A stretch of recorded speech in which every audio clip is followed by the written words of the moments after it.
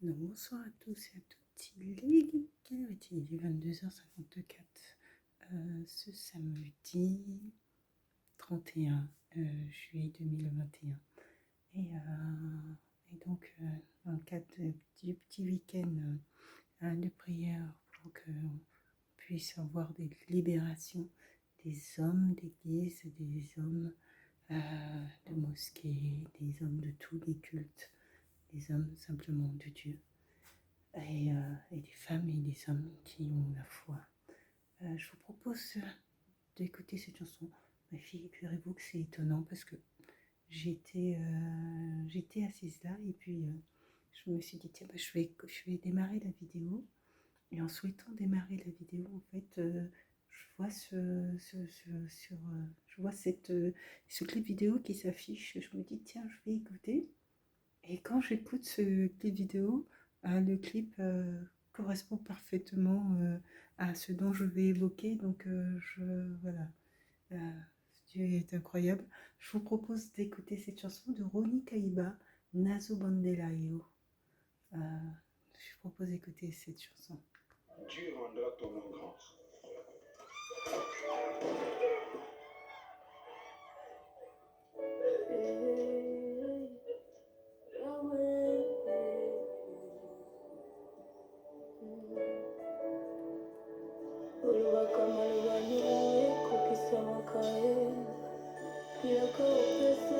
Pour les enfants, vaut mieux ne pas regarder ce clip vidéo.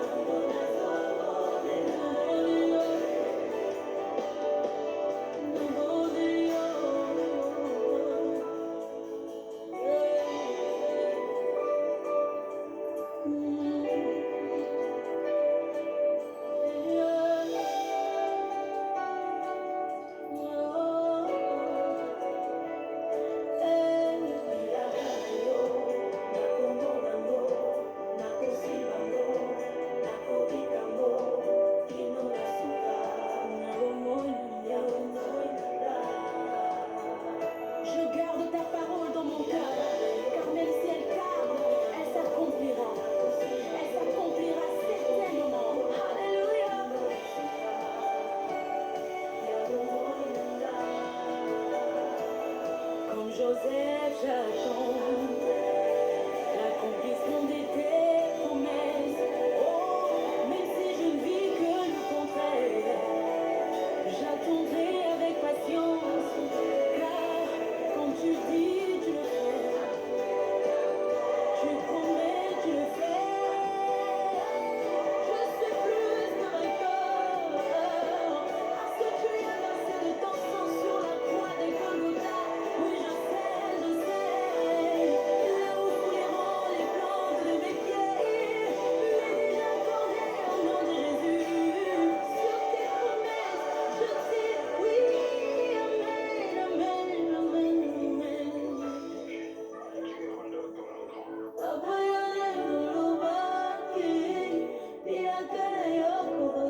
rendra ton nom grand.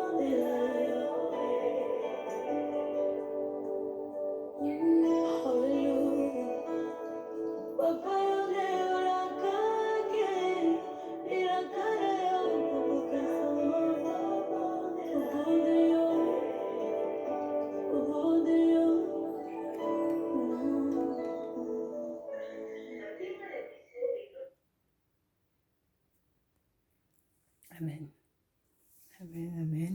Amen, je dis amen parce que je ne connaissais pas cette chanson il y a 15 minutes. Et j'ai découvert cette chanson il y a 15 minutes, donc je dis amen.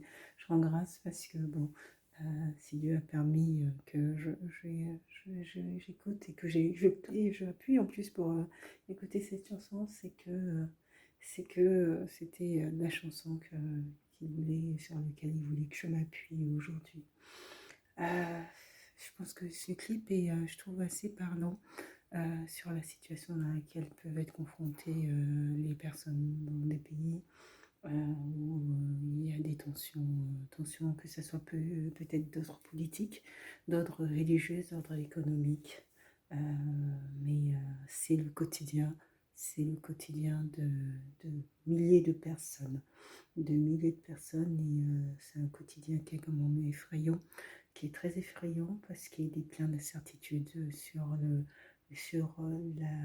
la suite sur la vie des individus finalement, parce qu'en fait on prend surtout conscience que la vie des individus n'a pas de valeur, et en tout cas pour les personnes qui sont envoyées pour commettre ce type d'actes.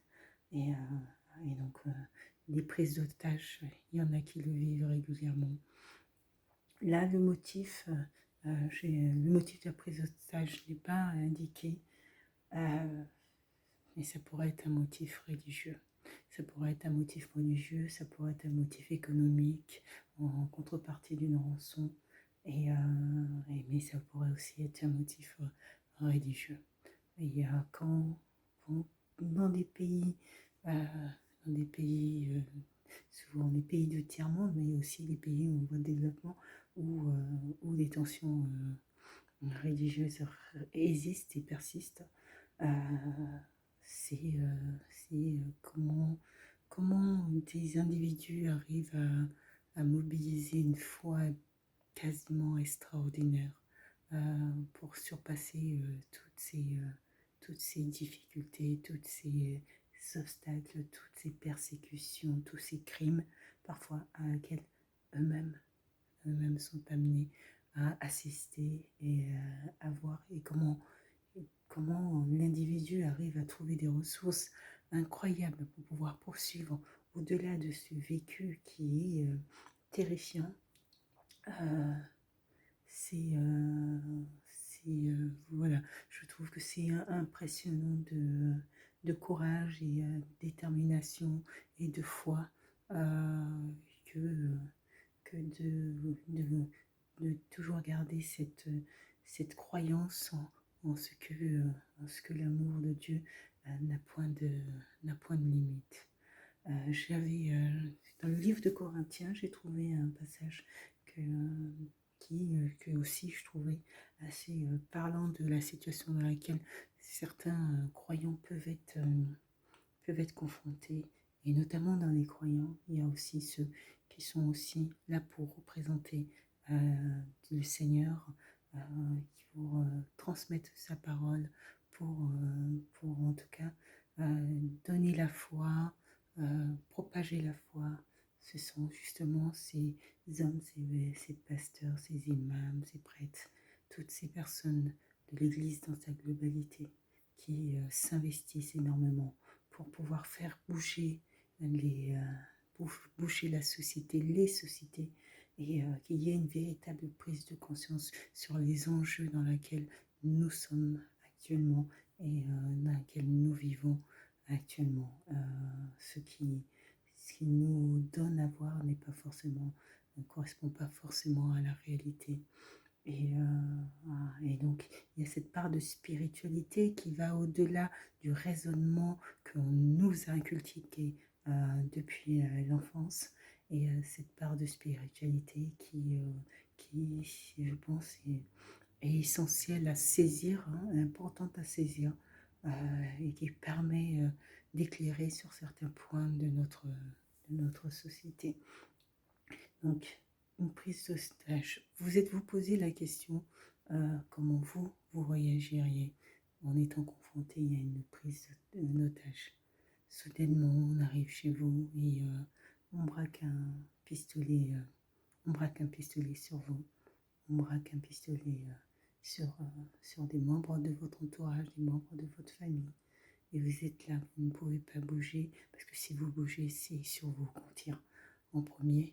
Et donc, le simple fait d'avoir une arme pointée sur soi pour des individus qui n'ont pas du tout l'habitude de voir, ne serait-ce que de voir même une arme en vrai, je pense que ça a des effets quasiment paralysants sur le coup. Et en tout cas, qui, qui empêche toute action, voilà, pour essayer éventuellement de récupérer cette arme. Je pense que lorsqu'on on n'a pas la maîtrise, on n'a pas l'habitude des armes d'un feu, pour moi en tout cas, pour ma part, je pense, quand je n'ai pas la maîtrise voilà, des armes ou même l'usage même des armes, je pense que le simple fait d'avoir une arme pointée sur soi aurait un effet mobilisant directement, voilà, qui fige un peu, qui figerait directement, et donc qui empêcherait de pouvoir de pouvoir bouger, de pouvoir mener des actions, pouvoir même peut-être dans certaines situations s'enfuir, hein, et parce que le risque est énorme. Le risque est énorme et que une balle perdue peut avoir des effets très importants sur la personne. Et, et une balle bien ciblée, c'est aussi c'est la mort. Donc c'est un choix, je dirais, assez cornélien au moment, dans la situation dans laquelle on vit. Dans les films, on voit finalement cette banalisation de la violence qui devient un peu le quotidien pour certains. Dans certaines séries, les séries sont de plus en plus violentes, hein. Et, et donc, on voit cette banalisation voilà, de la violence qui rentre un petit peu dans dans les habitudes de vie, hein, et c'est un peu c'est aussi la réalité, puisqu'aujourd'hui, il y a des pays où il y a des zones de quasi guerre, mais voilà, mais qui sont tellement rentrés dans une forme de quotidien un peu banalisé que ça paraît finalement, ça paraît être un fait divers qui va amener derrière une forme de chaîne de conséquences, et des effets collatéraux importants, et mobiliser la population entière. Et si on arrive sur des quasi-guerres civiles dans des pays modernes, comme c'est moderne, on n'utilise pas ce terme, mais c'est aussi la réalité, c'est aussi une des réalités. Et la réalité, c'est que nous sommes arrivés, c'est vrai, à une forme de banalisation de cette violence qui peut amener même des individus. On ne peut pas aseptiser toute la société. Ce n'est pas possible d'indiquer que du jour au lendemain, il n'y aurait pas de violence dans les films, ou du jour au lendemain, il n'y aurait pas de jeux vidéo violents. Tout dépend, il y a une question de l'éducation qui a été mis, hein, parce qu'il a été mis en amont sur l'usage de ce type voilà, de jeux vidéo, de ce type de films ou séries. Et, euh, et la réalité, c'est que la transposition de ce virtuel, finalement, le cinéma a transposé la réalité dans le virtuel, mais maintenant, on a le sens inverse, où c'est le virtuel qui est transposé dans la réalité. Sauf que ce virtuel-là est particulièrement violent et permet en plus aux individus, parce que la réalité est tellement impressionnante sur la qualité des images, vraiment à se projeter et à construire comme ça même des stratégies d'attaque, des stratégies de guerre incroyables juste par un jeu vidéo qui est d'une réalité effrayante. Une réalité effrayante. Euh, donc c'est ce qui amène des personnes à concevoir des plans pour pouvoir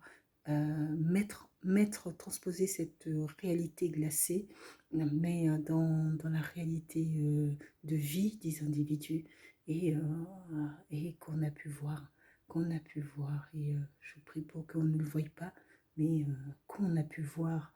Et je pense que moi, un souvenir qui a été particulièrement effrayant, c'était celui d'enfants qui ont été d'enfants, c'était pas des enfants, c'était plutôt des adolescents avec le corps éducatif, qui ont été comme pris encerclés sur une île euh, par des hommes armés euh, qui sont arrivés, et les enfants pensaient que c'était des sauveteurs, des pompiers. Et donc, quand les bateaux se sont approchés, ils ne se sont pas au début méfiés. Et, euh, en fait, il y en a un dont je crois que le père travaillait dans le même corps de métier, était pompier ou sauveteur. Et puis, ce gamin-là connaissait la tenue que portent les professionnels dans ce corps de métier. Et donc, lorsqu'ils se sont approchés, il a regardé de la tête aux pieds comment ces hommes étaient habillés. Et, euh, et en fait, il a vu qu'au niveau des chaussures, ça ne correspondait pas aux chaussures qu'ils auraient dû porter. Mais tous, il n'y en avait pas un qui portait une chaussure en norme, alors que son père lui avait dit que c'était obligatoire, et que je ne sais plus quel corps de métier, mais que les personnes dans ce corps de métier-là devaient porter cette paire de chaussures. Et quand ils ont commencé à avancer et qu'ils ont demandé à ces jeunes où se trouvaient les autres, et il y en a qui ont répondu, et ils ont souhaité les amener vers les autres pour soi-disant assurer leur protection. Et donc ce gamin qui avait repéré a essayé de faire comprendre à ses camarades que ce ne sont pas des policiers ou ce ne sont pas des sauveteurs, et qu'il fallait s'enfuir. Et en fait, ils ont continué, ils ont avancé. Et donc, les personnes ont sorti leurs armes à feu, et ils ont commencé, ils ont tiré. Ceux qui ont pu courir, parce que ceux qui ont pu courir ont couru. Je crois qu'il a même essayé d'alerter en leur disant courez, partez. Sauf que, en fait, ça a été un carnage abominable. Abominable. Ça, je trouve que moi, même je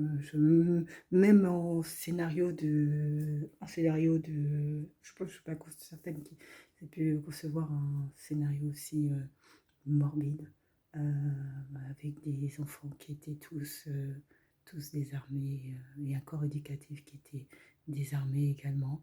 Et ils se sont approchés en faisant croire qu'il y avait un incident de l'autre côté, et qu'ils venaient justement pour assurer leur protection.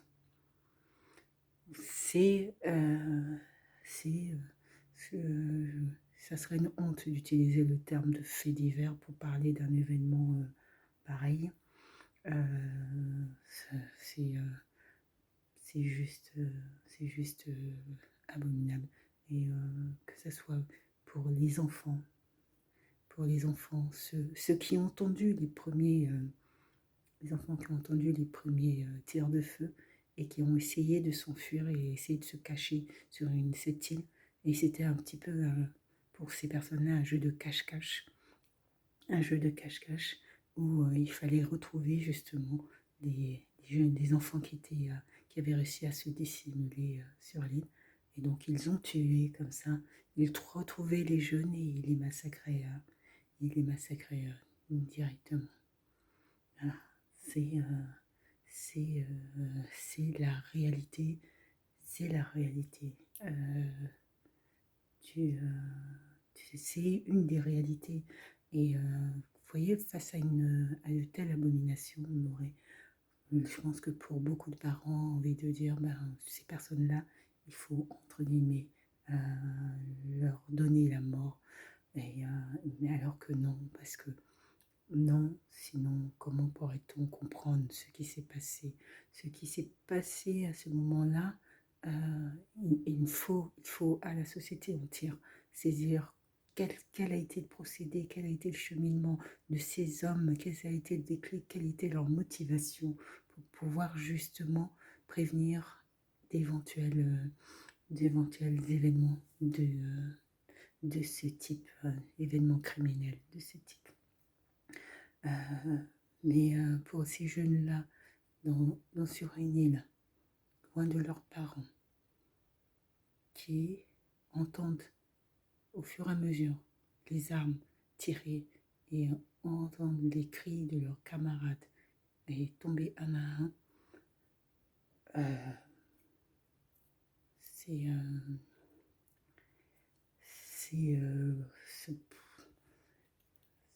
je pense que ils ont vécu l'horreur. Ils ont véritablement vécu l'horreur. Dans la vidéo, on voit une prise d'otage. Et puis cette fille, jeune femme qui chante et qui appelle à ce Dieu qui a fait une promesse, d'un monde nouveau, qui a fait une promesse d'une Afrique, qui a fait une promesse, celle de l'arrivée, celle de son arrivée et du changement. Et donc qui en appelle finalement, qui en appelle à ce que les promesses qui ont été faites puissent se réaliser. Cette femme, ça pourrait être, là en l'occurrence, ça porte sur la question des pasteurs et la question des hommes de foi ou des femmes de foi de manière générale. Il y en a d'autres dans d'autres pays qui se sont retrouvés aussi dans cette situation, sauf qu'on leur disait, c'était une question de religion. Est-ce que tu acceptes, est-ce que tu reconnais que tu t'éloignes de ta foi, sinon tu meurs? Quel est ton choix? Quel choix fais-tu si on te dit, soit tu acceptes, tu changes de foi, soit tu décèdes? Quel serait ton choix? Quel serait ton choix? Et vous savez, je pense que pour beaucoup d'hommes et de femmes d'église, ils feraient le choix, et ça a été le cas, et ils feraient le choix de ne pas céder et de reconnaître que leur religion et de ne pas laisser, de ne pas abandonner leur religion. Je pense pour beaucoup. Et il y a eu aussi cet événement. Oui, des personnes ont été fusillées, un à un, une à une. Et parce qu'ils ont fait ce choix. Ils ont fait ce choix de garder leurs principes envers et contre tout, dont notamment celui de la mort. La foi, c'est quelque chose qui surpasse tout. Mais vous voyez, ces individus finalement, s'ils avaient accepté d'abandonner leur foi, pensez-vous qu'ils resteraient en vie? Posez-vous cette question. Moi, je ne suis pas convaincue qu'en fait, que tous, qu'ils laisseraient peut-être la vie à certains, mais vous savez, il y a des personnes qui ont aussi un plaisir un peu sadique. Et face à une arme à feu, de voir la peur de l'autre individu et d'avoir le plaisir de voir cet individu céder sur ceux qu'il ou elle disait être ses principes, mais simplement par plaisir, ça ne veut pas dire que derrière il n'appuie pas sur la gâchette. Justement, peut-être même qu'ils appuieraient sur la gâchette parce que à l'inverse, à contrario, trouverait que tu n'as pas su suffisamment tenir ta conduite et suffisamment tenir ce que tu disais, ta foi. Donc, il n'y a pas véritablement de réponse qui finalement peut sauver ou pas un ou une individu, des personnes qui viennent armées, déterminées, avec l'intention de mettre fin à la vie d'autres, ont cet objectif-là et ne laisseront pas cet objectif. Qu'elle accepte ou il accepte ou pas de céder sur sa religion. C'est simplement un moyen de tester ou de rajouter un petit peu d'éléments sadiques dans ce rapport de force inégale. Donc, prise d'otage. Là, actuellement, dans plusieurs pays d'Afrique, il y a des hommes d'église, des pasteurs, qui sont pris en otage. Moi, j'appelle ça une prise d'otage. Ils sont emprisonnés sans même parfois savoir le motif pour lequel on les a emprisonnés. Donc, du jour au lendemain, on vient chercher une personne chez elle, on l'embarque, on met en prison et personne ne peut intervenir, personne ne peut agir à part la communauté internationale, mais d'autant que l'Amnesty International ou tous les grands organismes internationaux soient d'une part alertés de la situation et puissent agir, puissent intervenir, le temps que ça, il a le temps non seulement d'être maltraité, torturé, il a le temps d'être déplacé d'une prison à une autre sans même avoir une représentation, un avocat, commis d'office ou un avocat.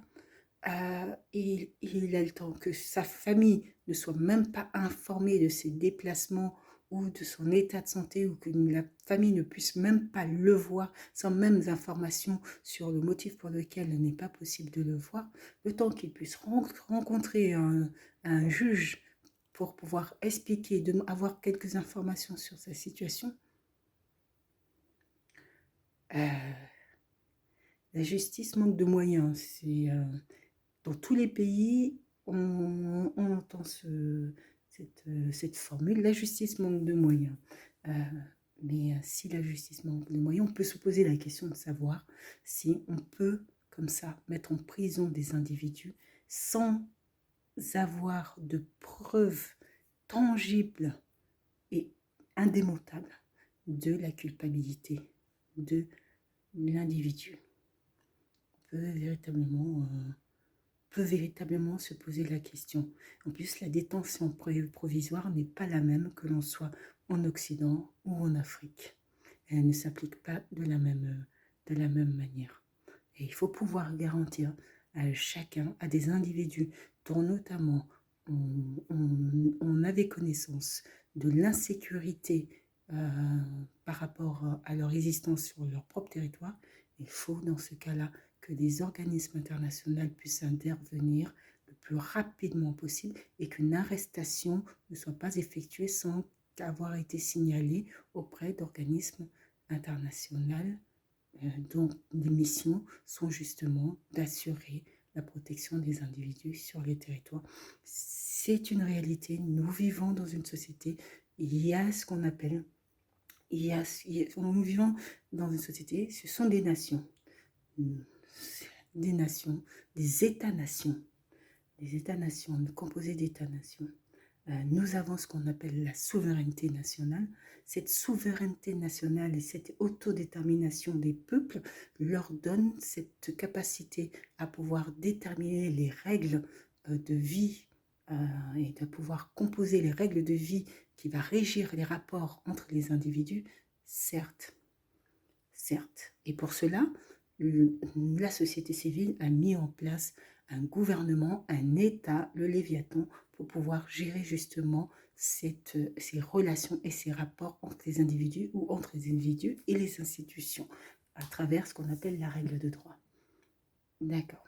Sauf que lorsque l'État-nation, ou le Léviathan plutôt, ne respecte pas les règles, parfois même parce que dans la pyramide, je dirais, des normes, de la hiérarchie des normes, au sommet, on a normalement les traités internationaux.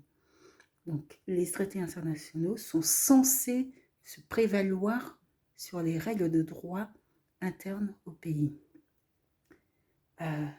Mais comment justement ces organismes internationaux peuvent être informés et le temps que ces organismes puissent avoir l'information, mais les individus ont le temps d'être tous massacrés. Ils ont le temps d'être tous massacrés. Et comment on assure d'une part la protection de ces individus qui osent élever la voix pour pouvoir défendre leurs droits. Oui, c'est toute la complexité, je dirais, de la situation dans laquelle nous sommes, nous vivons. C'est que nous vivons dans une société, certes, nous sommes des États-nations et nous sommes dans l'autodétermination des peuples, donc capacité aux peuples à pouvoir déterminer la politique de la nation de manière autonome. Très bien, sauf que nous, le système que nous mettons en place a des répercussions sur les autres États. Et comme ça a des répercussions sur les autres États, que ce soit sur le plan économique, écologique, ce que nous créons et ce que nous produisons en Occident a des répercussions sur le continent africain. Ce qui se passe sur le continent africain, sur leur matière d'immigration, a des conséquences sur le continent occidental. Donc, nous ne pouvons plus considérer que la souveraineté nationale, la limite des frontières fait que nous ne sommes pas concernés par le bien ou le mal-être des autres populations. Il faut intervenir, sauf qu'il faut pouvoir intervenir de manière efficace pour pouvoir assurer la protection des individus. Et je pense que c'est là où c'est la plus grande complexité actuellement, c'est justement l'organisation sur comment repérer et apporter une aide rapide aux individus sans que le temps que les organismes internationaux arrivent, on soit confronté à des centaines de morts. Donc, il y a des hommes et des femmes de Dieu qui sont dans ces pays et qui se battent dans ces pays justement pour non seulement d'une part faire valoir les droits individuels des personnes, mais également pour faire valoir, pour pouvoir apporter un message de paix. Et ces individus-là sont également arrêtés. Ils sont arrêtés sans aucun motif, alors qu'ils sont chez eux, ils sont arrêtés et personne ne peut bouger. Personne ne peut bouger parce que s'ils bougent, ils sont morts. Ils sont morts. Et c'est comme je le disais tout à l'heure, quand il y a une arme à feu pointée sur une personne, les personnes ne bougent. À moins que la personne ait une maîtrise incroyable. Je veux dire, ceux qui ont l'habitude de manier une arme à feu peuvent être moins impressionnés. Mais une personne qui n'a pas l'habitude de manier une arme à feu est impressionnée à la vision d'une arme. Et donc, c'est personne ne pourra bouger. Mais finalement, ça pourrait être un très très long débat, très très long débat sur finalement la sécurité intérieure, hein, puisque derrière la société civile a mis en place un système et que pour pouvoir assurer ce système, il fallait mettre en place un système de sécurité intérieure. Et donc, il a fallu constituer des forces de l'ordre pour pouvoir assurer la sécurité des individus. Mais c'est comme dans tout système, il faut s'assurer qu'il ne puisse pas avoir d'abus de cette force légitime. Légitime dans le sens où c'est la société même qui a accepté que cette sécurité intérieure soit mise en place. Sauf que s'il y a des abus, c'est là où on est en difficulté, s'il y a des abus et s'il n'y a pas de contrôle. Et c'est pour ça que la société a mis en place des mécanismes de contrôle justement pour veiller à ce qu'il n'y ait pas d'abus dans toutes les institutions. Des hommes, des femmes, d'église, de foi, de manière générale, sont arrêtés parce qu'ils souhaitent défendre ou simplement faire part des violences qui sont perpétrées sur le territoire envers les personnes de l'Église, mais envers la population de manière générale. Et ces hommes-là sont arrêtés. Ce sont des hommes d'église, de mosquée, peu importe, mais ils sont arrêtés parce qu'ils décident qu'ils ne se tairont pas. Et j'ai envie de vous dire qu'ils ne doivent pas se taire. Si des hommes d'église ne disent pas, parce qu'il y a même pas des dysfonctionnements, mais des violences ou des violations flagrantes des droits individuels, alors qui le fera? Qui le fera? Personne ne le fera. Personne ne le fera. Et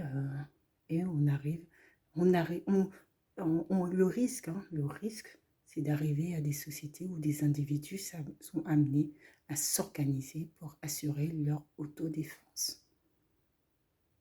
Et où l'État perd sa légitimité. Parce que s'ils ne sont pas en sécurité, si l'État n'arrive pas à assurer la sécurité, et que certains pays, l'État est même l'outil de l'insécurité des personnes, il n'y a plus de société. Les gens ne font plus société. Donc s'ils ne font plus de société, ils se défendent seuls. Ils se défendent seuls. Et c'est légitime et c'est compréhensible qu'ils puissent assurer leur sécurité. C'est pour ça que l'État ne doit pas se rater et c'est important que ces organisations internationales, que le poids des organisations internationales puisse influer, mais cela dans tous les pays sans exception, que ces pays soient, peu importe la forme juridique, je dirais, de l'État, que les normes internationales puissent être assurées envers et contre tous. Voilà, pour que nous puissions ensemble avancer, faire société, mais faire société internationale, parce que de toute manière, nous allons avoir à penser société internationale et non plus société frontière, limitée simplement à nos propres frontières terrestres.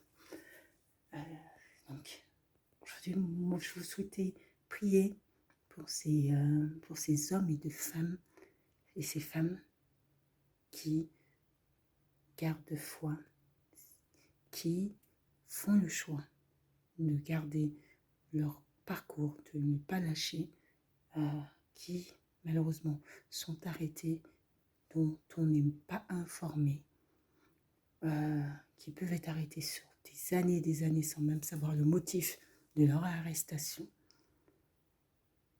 mais simplement parce qu'ils sont simplement parce qu'il dérange. Donc, si l'autre dérange et on le fait taire, soit toi tu te tais, mais ça veut dire que tu te tais toute ta vie et tu fais toute ta vie comme si tu n'avais rien vu. Comme si tu n'avais rien vu. Tu passes à côté et tu fais comme si tu ne savais pas. On tue quelqu'un à côté de toi. Ben non, ben toi tu fais comme si tu n'avais pas vu cette personne qu'on est en train de tuer. Pour ceux qui regardent cette vidéo, je voudrais que vous vous projetez. Honnêtement, si vous savez, où vous êtes là, vous voyez qu'on tue une personne à côté de vous, est-ce que vous parviendrez à faire comme si de rien? Est-ce que le soir, vous parviendrez à dormir comme si de rien? Et vous allez peut-être le faire pour un, mais si c'est votre quotidien, et si c'est votre quotidien et c'est dans la société dans laquelle vous vivez, comment vous sortiriez de là? Aujourd'hui, en Afrique, c'est le quotidien de milliers de personnes et d'enfants. Et donc, honnêtement, posez-vous la question.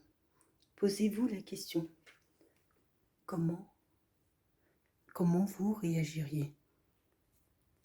Si tout le monde te dit, ah mais je me tais, je n'ai rien vu. Ah bon? Je sais pas.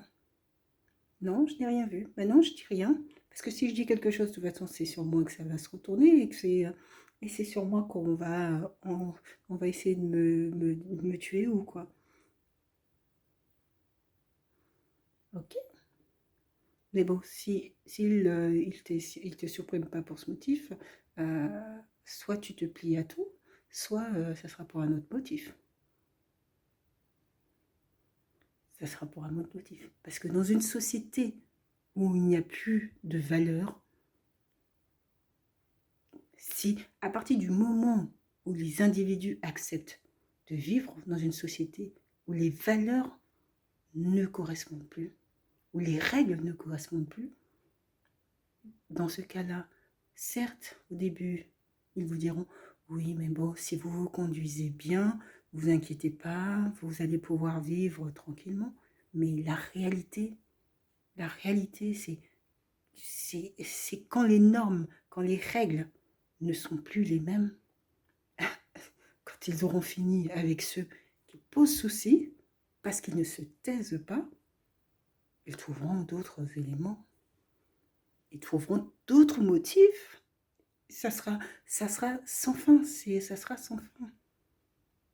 J'imagine pour ceux qui ont vécu durant la Seconde Guerre mondiale, la Shoah, on ne voit pas, on ne sait pas. On les envoie loin, dans des camps où on ne voit pas. Mais même quand on les envoie, il y en a beaucoup pour des personnes âgées qui ont vécu, qui ont vu les crimes perpétrés. On ne voit pas, on ne dit rien. Et ceux qui ont pu sauver des vies l'ont fait. Mais il y en a beaucoup qui ne voyaient pas, qui sont au courant de rien. Certes, ils ont peut-être sauvé leur vie. Certes. Mais avec quelle conscience? Après, c'est un choix finalement qui est individuel et propre à chacun et à chacune. Moi, je sais quel choix je ferai. Toi, est-ce que tu sais quel choix tu ferais? Est-ce que tu sais quel choix tu ferais? Quel est l'objectif? L'objectif est-il de vivre pour toujours vivre, en espérant vivre dans la tranquillité? Je dis bien en espérant vivre dans la tranquillité. Ou est-ce que c'est de vivre conformément à ses valeurs et à ses principes? Quel est ton objectif? Si tu arrives à répondre à cette question, tu sais comment tu réagiras dans telle ou telle situation. Et l'objectif, c'est que tu saches comment tu réagiras dans telle ou telle situation. actuellement, il y a une campagne de vaccination, bon, ça fait plusieurs mois. Et au départ, bon, j'y suis allée, mais j'y suis allée, moi, à reculons, hein, à me faire vacciner. Un peu comme tout le monde. On se pose la question sur les effets du vaccin, sur les conséquences du vaccin. Donc, voilà. Donc, à un moment donné, je me suis dit, bon, je, il faut y aller, il faut se faire vacciner. Il faut se faire vacciner. Et puis, en prenant les précautions que je connaissais moi, pour essayer de limiter les effets éventuels pernicieux du vaccin. Aujourd'hui, quand je vois les chiffres, je parle pour la France, hein, près de 111 800, je pense, personnes décédées. Ça concerne particulièrement les personnes âgées. Donc, pour les plus de 75 ans, c'est 73%. Et pour les plus de 50, pour les 50 ans et plus, on est à 90%. On aurait envie de dire, allez, j'ai 38 ans, j'ai une marge de ne pas être impliqué ou ne pas avoir voilà, ne pas me décéder de ce virus, je parle du variant. Je pourrais avoir cette idée de me dire, bah attends, je ne suis pas concernée, entre guillemets, puisque ce sont les personnes âgées. Et puis, il y en a qui ont des esprits, qui ont des mentalités tellement particulières qu'ils pourraient considérer que c'est une forme de sélection naturelle et qu'on a du mal déjà à payer nos retraites et à cotiser pour les retraites à venir et que ça fait une forme d'épuration. Pour ceux qui ont un humour un peu sadique, un peu pas sadique, mais un humour assez noir. On utilise le terme humour noir, mais bon, un humour particulier, je veux dire simplement. Que ça permet de faire économiser notre système de retraite par répartition qui souffre actuellement et qui souffrira, puisque vu le nombre, la population de personnes âgées.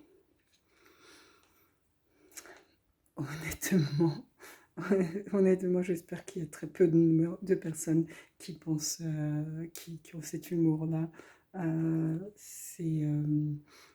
Il faut savoir bien traiter nos aînés. Il faut savoir bien traiter les individus, mais il faut aussi savoir bien traiter nos aînés, parce que c'est de leur expérience que nous avons tiré justement les progrès qui ont été réalisés et que les générations futures vont aussi pouvoir progresser. Si aujourd'hui il y a des personnes qui arrivent voilà, à aller au-delà de la Terre, c'est parce que derrière il y a eu des hommes et des femmes qui depuis des années ont travaillé, on fait des tests, on fait des essais et on même échoué des fois pour qu'on puisse faire des voyages, qu'ils puissent avoir des voyages aussi extraordinaires. Et aujourd'hui, ces personnes-là sont âgées. Et c'est aujourd'hui ces personnes-là qui sont en train de décéder. On apprend, je suis convaincue qu'on apprend énormément de nos aînés. Et c'est très très important de pouvoir les conserver le plus longtemps possible avec nous. Et certes, ça aura peut-être un coût financier, mais aujourd'hui, il y a des retraités qui sont en grande forme, même au-delà de l'âge de la retraite, et qui poursuivent aussi leur activité. Ils sont très actifs également. Voilà. Donc essayons de prendre soin de nos personnes âgées. Le vaccin fait peut-être peur. J'ai eu finalement le vaccin et j'ai pas eu de grand effet, voilà, de grand effet particulier sur l'usage de ce vaccin. Je rends grâce et je remercie Seigneur par ailleurs et je prie pour que ça soit aussi pareil pour toutes les personnes qui sont amenées également à se vacciner. Et c'est pour ça que moi, j'en appelle à ce que les personnes aillent se vacciner. Certes, les jeunes, mais ils ne sont pas concernés. Pourquoi ils vont pourquoi ils iraient se vacciner? Ils ne sont pas concernés. Si on n'arrive pas à arrêter ce variant, il va se développer autrement. Et le risque, c'est peut-être qu'ils soient à un moment donné concernés, puisqu'il y a quand même eu des jeunes qui sont aussi décédés. On parle de comorbidité parce que c'est des jeunes, parce qu'ils avaient d'autres pathologies. D'accord. Donc on considère ainsi qu'il y a une sélection naturelle et que ceux qui étaient déjà fragiles au départ n'ont pas à survivre. Si on reste un peu dans l'humour, un peu, je dirais, particulier. C'est une société qui perd ses valeurs, une société qui s'effrite quant aux valeurs qui nous ont été inculquées. Je pense que ceux qui ont vécu les différentes guerres se révolteraient d'une telle prise de position. Et qu'aujourd'hui, même ceux qui, lors de la Seconde Guerre mondiale, disaient « Ah non, non, mais j'ai rien vu, j'ai rien entendu », aujourd'hui, je pense qu'il y aurait beaucoup plus de solidarité de ces personnes-là, parce que je pense que leur conscience a dû leur travailler durant toutes ces années. Ensemble. Si ce sont les plus de 75 ans qui décèdent, on va considérer que ça peut aussi nous impacter. Moi, j'ai 38 ans, mais je ne considère pas que parce que l'individu qui est mort à 75 ans avait moins de valeur parce qu'il était déjà proche de la mort, soit disant même sans ce variant. Il faut qu'on puisse garder, je dirais, au-delà de la tête haute, mais c'est aussi surtout et avant tout nos valeurs, ceux qui nous ont été inculqués par nos parents, ceux qui ont été inculqués par la religion, par la Bible. Il faut qu'on puisse les conserver. Et on ne sort pas d'une crise comme ça en abandonnant une partie de la population, considérant que nous ne sommes pas concernés. Il y a plusieurs mois, quand ça a démarré, nous étions tous concernés. Et je pense que la crainte du lendemain concernait tout le monde, sans exception. On ne se posait pas la question. Aujourd'hui, il y a le vaccin, donc on se dit que de toute manière, il y a le vaccin et que éventuellement, si éventuellement, on peut ou pas le faire. On peut se permettre ce luxe de choisir si on peut ou pas le faire. Et il y a plusieurs mois, on était en train de prier pour que ce vaccin existe. Donc, à un moment donné, il va falloir, comment dire ça, et il y aura des effets. Les effets sont tout à fait possibles. J'ai vu des vidéos où on propageait des vidéos en disant, tiens, les effets du vaccin montraient une femme qui était tremblante et indiquait que ce sont les effets du vaccin. Vous savez, ceux qui souhaitent que les gens ne se vaccinent pas, bien sûr, ils vont utiliser même une vidéo qui n'a aucun rapport avec le vaccin pour dire, allez-y, n'allez surtout pas vous vacciner, voilà les effets du vaccin. Voilà, et ainsi freiner les éventuelles vaccinations. Nous étions ensemble il y a plusieurs mois, qu'on a se poser la question et à prier pour qu'il y ait ce vaccin. Donc c'est important que nous soyons ensemble pour faire ce vaccin, sans se dire qu'on n'est pas concerné, parce qu'il y a plusieurs mois, les jeunes étaient également concernés et ils sont restés pendant plusieurs mois bloqués à leur domicile. Si nous n'arrivons pas à faire baisser le nombre de décès, il est plus que probable qu'il y ait également un confinement et qu'ils soient encore confrontés et à devoir rester à leur domicile à étudier. Donc, on est concerné, vous êtes concernés, les jeunes sont concernés. Il faut simplement avoir une logique, je dirais. C'est pas parce qu'on a le vaccin aujourd'hui qu'on peut se permettre le luxe de dire qu'il n'y a pas d'utilité d'utiliser ce vaccin. C'est un vaccin comme tout médicament, il peut avoir des effets secondaires, peut-être qu'on en découvrira dans plusieurs mois. Mais vous savez, il y a cette part d'aléatoire que l'on ne pourra jamais maîtriser, mais simplement sur lequel on peut simplement prier. Là, par contre, on peut simplement prier là pour que Dieu soit présent et qu'il n'ait pas des effets trop importants sur notre état de santé. Mais nous étions ensemble sur toute l'année 2020 à se questionner sur le lendemain. Je trouve que c'est important de rester ensemble, même maintenant, ensemble avec nos personnes âgées. Et ça, c'est essentiel. Je vous propose d'écouter une chanson.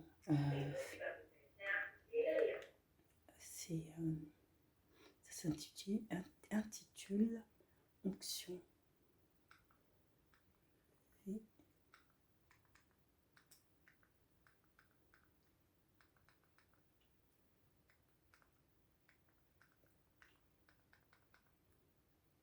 Onction.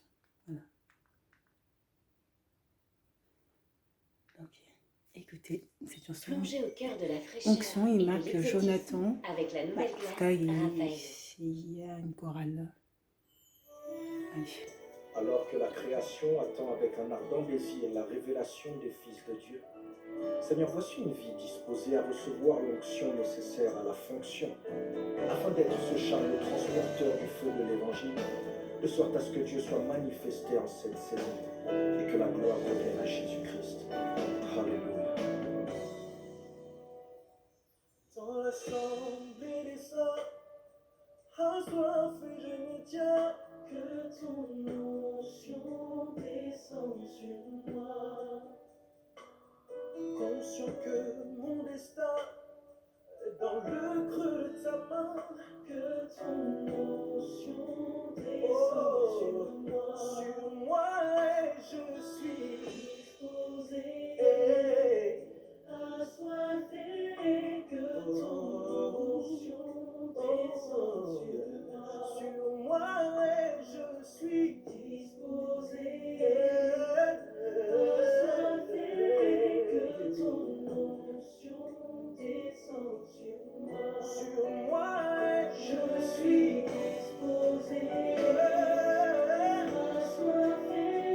Que ton onction descende sur moi. Sur moi, je suis disposé, assoiffé.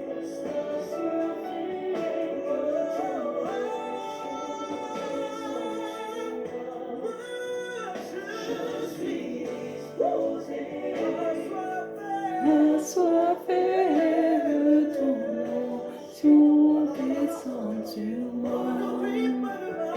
Je suis disposé, assoiffé, que ton onction descende sur moi. Je suis disposé, assoiffé, que ton onction descende sur moi.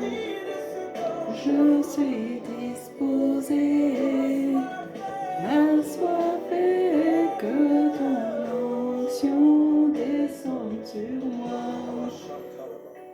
Père, aujourd'hui plus qu'hier, le monde doit savoir que le Dieu de la Bible n'est pas resté dans la Bible, mais qu'il est bel et bien vivant jusqu'à nos jours. Cette prière est mienne, mais aussi celle de toute cette génération. Père, libère ton onction sur nos vies. Que les ambassades ambulantes du ciel sur la terre, au travers de cette puissance tangible mais invisible, agissant en nous et par nous qui sommes visibles, à destination des visibles. Car l'onction passe, le ciel prend place, et la puissance Descend sur l'onction moi. l'esclave divin, Que permettant à l'homme ton minable d'emprunter onction la taille de Dieu descende et sur de la puissance. moi. L'onction, le passeport Que diplomatique, ton qui donne droit à des onction affaires descende illimitées dans le sur pays de moi. l'État. L'onction, le Que correcteur ton qui efface les onction torts, descende qui sur l'explique de celui au sein moi. qui l'expérimente. Que L'onction, ton la main de Dieu, onction l'onction, la descende sur vitrine des cieux. moi. Que ton onction descende sur moi. Que ton onction descende sur moi.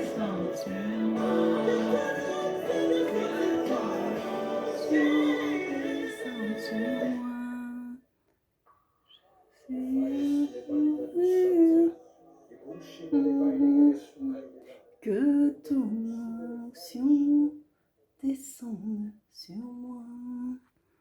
Que ton onction descende sur moi. Je trouve que ça fait plaisir de voir des jeunes. Je pense qu'ils doivent avoir dans la vingtaine, en train de glorifier, de prier, de chanter. Dieu, on appelait à Dieu. Je voudrais prier.